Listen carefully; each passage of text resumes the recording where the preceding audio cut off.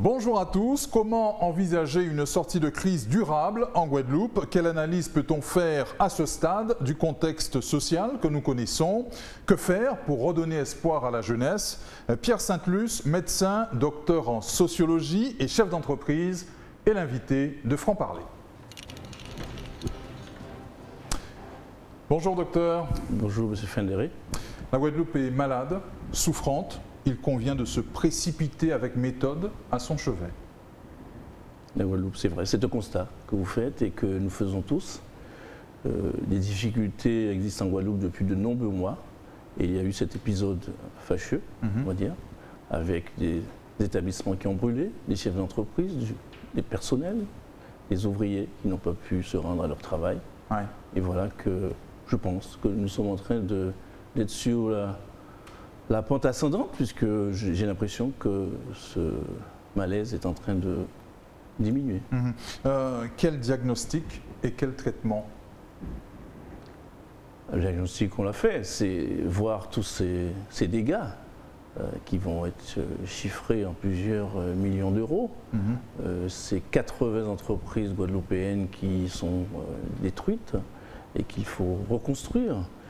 Ces chefs d'entreprise qui sont souffrants et qui sont aujourd'hui suivis par les cellules de psychologie que nous avons mises en place. Hier encore, j'ai dû, avec l'aide de la Chambre de commerce et donc du MEDEF, travailler sur la mise en place de cette cellule psychologique pour que ces personnels et ces salariés puissent reprendre l'espoir. Ouais. Le moral des dirigeants est en berne. Oui, mais vous savez qu'en Guadeloupe, on a souvent des difficultés. Nous sommes un pays de cyclones, un pays de tremblements de terre, de grève, c'est vrai. Et nous avons souvent cette possibilité de résilience qui fait partie de notre créolité. Une méthode a été proposée par nos élus locaux pour engager les négociations avec le collectif des organisations en lutte et les forces vives du pays. Elle vous convient, cette méthode ? Alors je ne suis pas, on va dire, dans les petits secrets de ces réunions, puisque nous avons des représentants dans le chef d'entreprise, et je sais que le président Vial-Collet qui nous représente est en train de travailler avec le président de région pour trouver des solutions, mais je n'ai pas, à vrai dire, de connaissances plus précises du fonctionnement de cette association entre les élus et les chefs d'entreprise. Très bien. On est dans le ventre mou de ce conflit et de cette grève générale, mais qu'on ne voit pas. Le retour à l'ordre public est quasiment acquis. L'enjeu maintenant, c'est d'en sortir au plus vite, et le plus vite sera le mieux. Le plus vite sera le mieux parce qu'il y a eu beaucoup de souffrance. Je vais vous parler un petit peu du côté du chef d'entreprise, puisque vous m'avez invité aussi à ce titre. Nous avons 3 cliniques et nous avons 3 EHPAD et d'autres structures comme l'hôtel Arawac.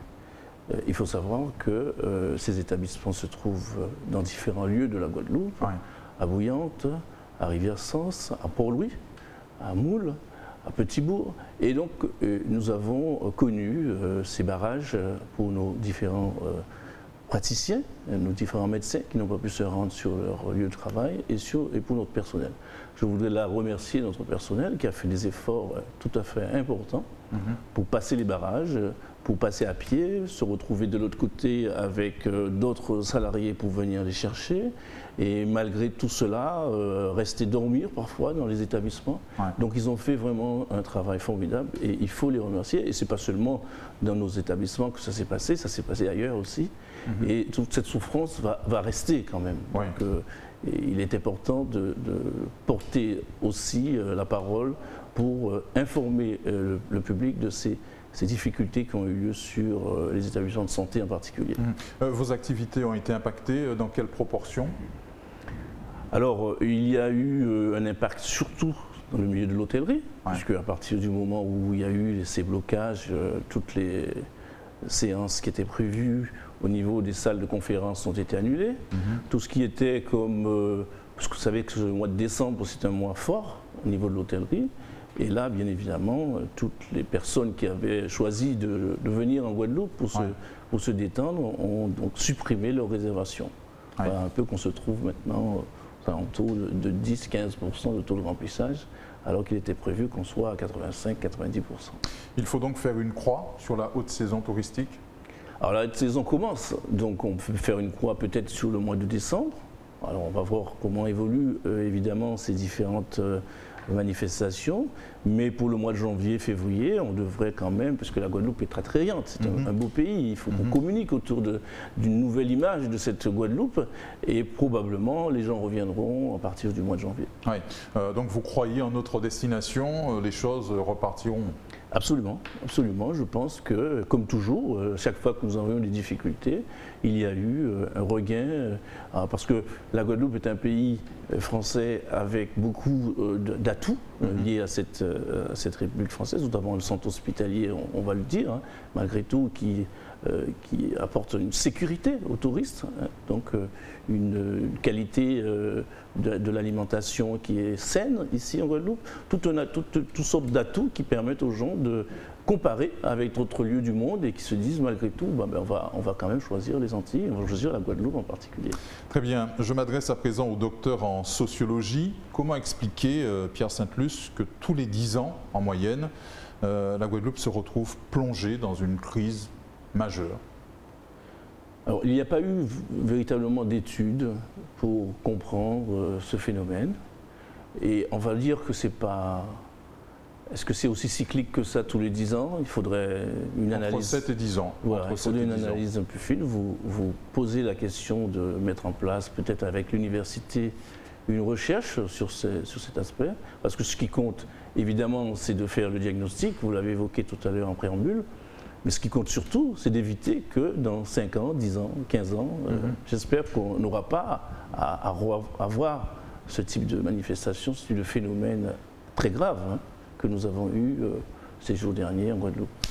Il faut voir cette crise comme une opportunité, nonobstant les dégâts causés à notre économie et à l'image de la Guadeloupe à l'extérieur, une opportunité de poser les vrais problèmes? Non, ce n'est pas une opportunité. On pourrait poser les problèmes sans qu'il y ait ces dégâts. Je crois qu'il faut le dire. On a des personnes en Guadeloupe qui pensent, des structures de psychiatrie, des structures de psychologie, des structures de sociologie, d'anthropologie à l'université. Et donc on peut poser des problèmes avant même que ces problèmes ne donnent ces résultats que nous avons. Alors je ne veux pas insister, parce que vous avez vu que je ne suis pas très satisfait de cet aspect des choses. Il voit la souffrance des malades, et donc je suis là pour le faire passer au public, pour le redire, mais surtout là pour dire qu'on n'a pas besoin de ça pour faire évoluer le pays, puisque nous avons des voisins. Nous avons des îles autour de nous. Nous avons la Barbade, nous avons d'autres îles comme Antigua, nous avons des îles, toute la chaîne Caraïbe. Prenons exemple, voyons ce qui se passe.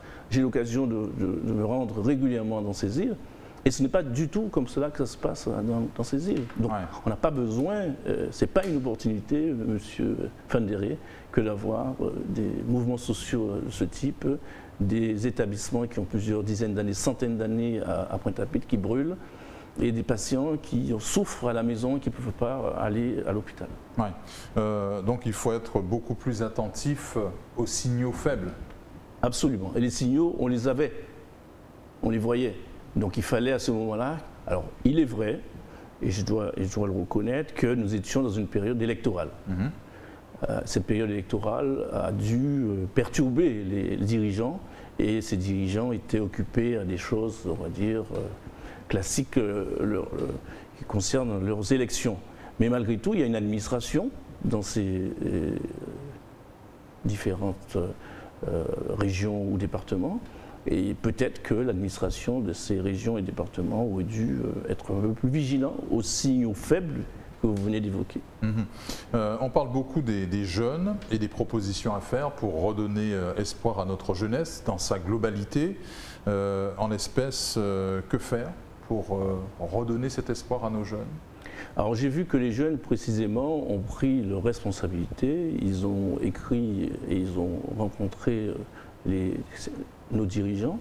Je connais en particulier ce jeune qu'on a vu à la télévision, qui est un brillant mathématicien, et je crois qu'ils sont sur la bonne voie parce qu'ils font des propositions, ils ne font pas que du diagnostic. Ouais. Nous-mêmes, dans notre groupe, le directeur principal adjoint de notre groupe est un jeune de 30 ans, et qui est un Guadeloupéen et qui a toute la carrière qu'il doit avoir. Ainsi, nous accompagnons de jeunes, et je demande à ceux qui veulent progresser, qui veulent un emploi, qui puissent contacter le groupe, parce que c'est un groupe de 400 salariés, et on pourrait leur proposer des emplois dans le groupe qui est en train de croître. Ouais, il faut donner à nos jeunes leur chance. Absolument.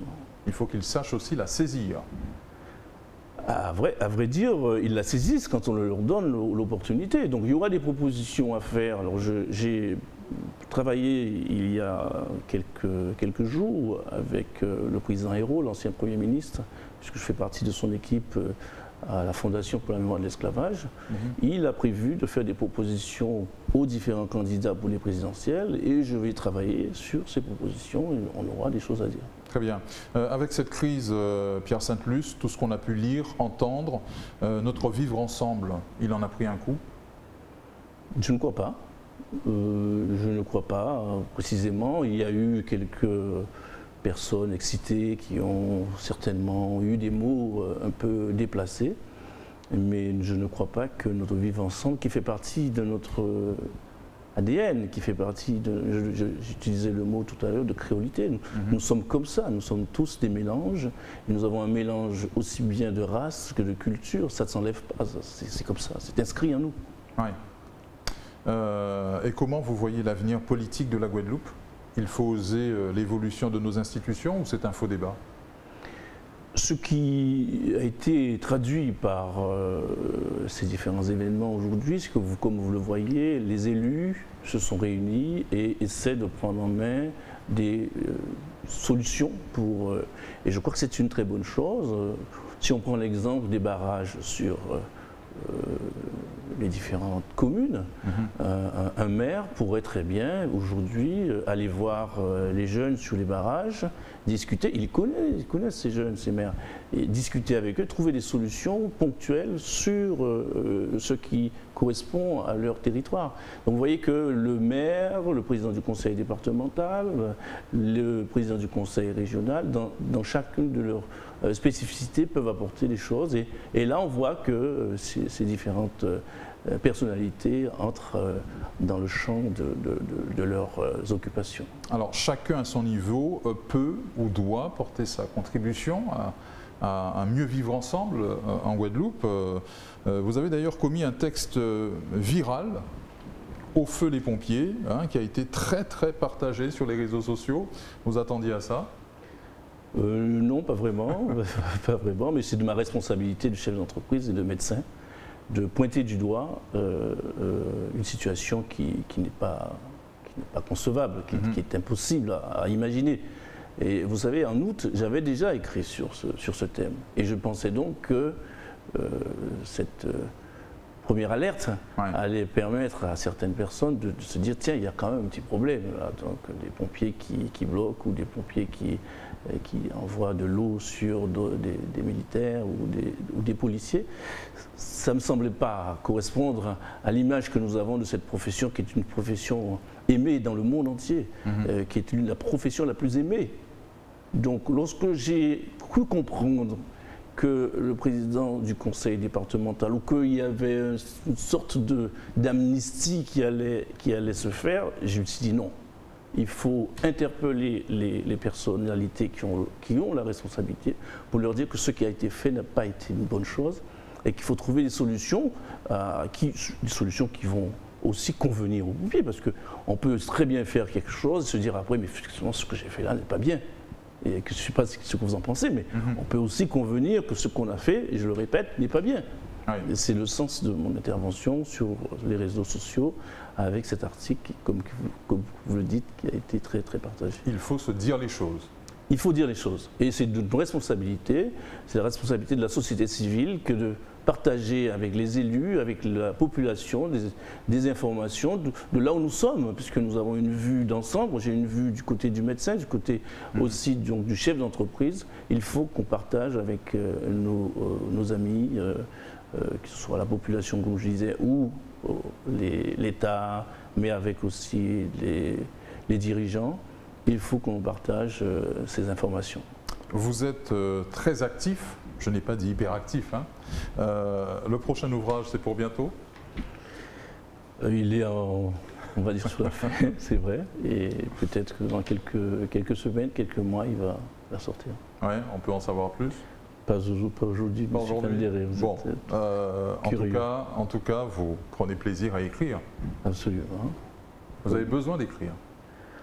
Je ne suis pas au départ un écrivain, vous savez, c'est des choses qui arrivent petit à petit. Grâce à la sociologie, on arrive à se faire une petite plume, et donc de la sociologie à l'écriture, c'est allé doucement.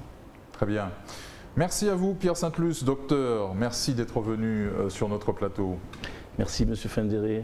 À bientôt. Merci à vous pour votre fidélité à notre rendez-vous Franc-Parler. On se retrouve dès demain sur votre chaîne locale.